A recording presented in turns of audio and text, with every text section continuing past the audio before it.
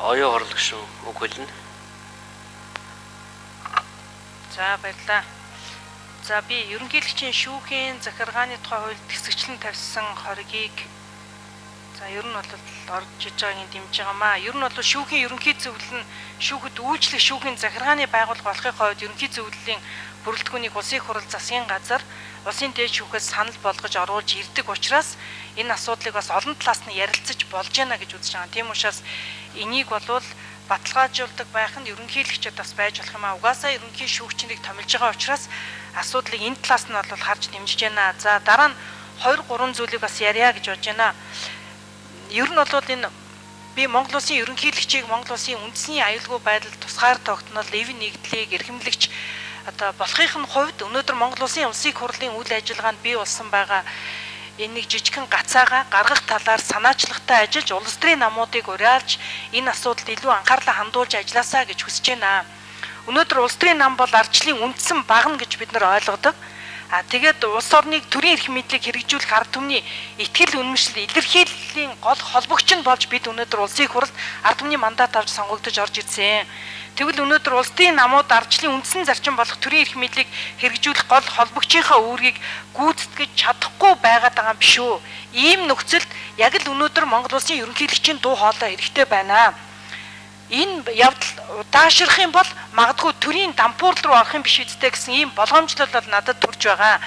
Монгол Улсын их хурл сонгогдсон Монгол Ардын намаас сонгогдсон 27 гишүүний бүрэн эрхийг одоо улсын их хурлаар баталгаажуулаад тэгээд өнөөдөр улс төрийн намынхаа хувьд 27 гишүүн сонгогдсон байхад бүлэг байгууллага асуудлыг шийдэхгүй бид ёс суртахууны нэг юм жижигхэн эвдрэлцэлд ороод улс төрийг өөрсдөө бид өмүүлээд бужигнуулаад нэг том асуудал болоод байгаа юм шиг нийгэмд харуулад эв нэгдэлгүй байгаад байгаа явдал нь өөрөө бидний ёс зүй ухамсар бас дорой байгаагийн загвар юм болов уу гэж харж байгаамаа.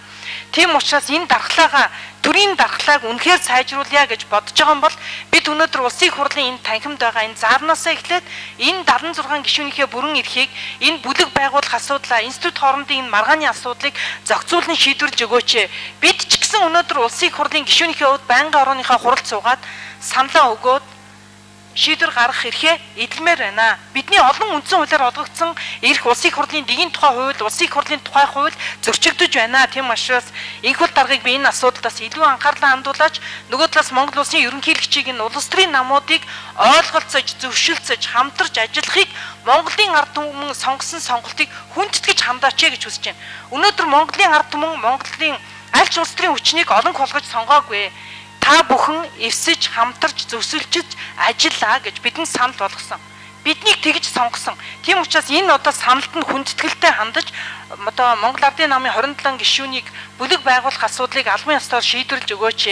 Бид өнөөдөр ямар нэг байдлаар тахимаа өгөхгүй, бид ялагдаагүй, бид дарга цэрэг болно, сандал суудлын төлөө булаацалтна гэдэг ямар ч үг үсэг гаргаж яриаггүй.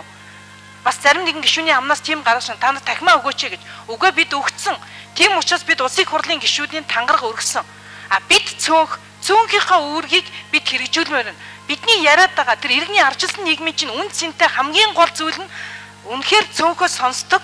Энэ асуудалтай хүндэтгэлтэй ханддаг байх нь арчилсан нийгмийн чинь үн цэнтэй зүйл нь муу юм бол энэ асуудалтай илүү их одоо хүндэтгэлтэй хандаач гэсэн ийм одоо байр сууриас энэ ардчлалыг биежүүлж амжуулах асуудал дээр илүү та бүхэн хүндэтгэлтэй хандаач гэсэн ийм одоо саналыг тавьж байгаамаа. Тийм учраас ардчил хүний эрх хэрэгжүүлээний үнд зүйлийг эрхэмлэн хэрэгжүүлээ гэж бодож байгаа бол Монгол Ардын намын төлөө саналаа өгсөн Монголын ард түмний 40 гаруй хувийн саналд хүндэтгэлтэй хандаач гэдгийг би бас танд хүсэж байна. Их бол дараа.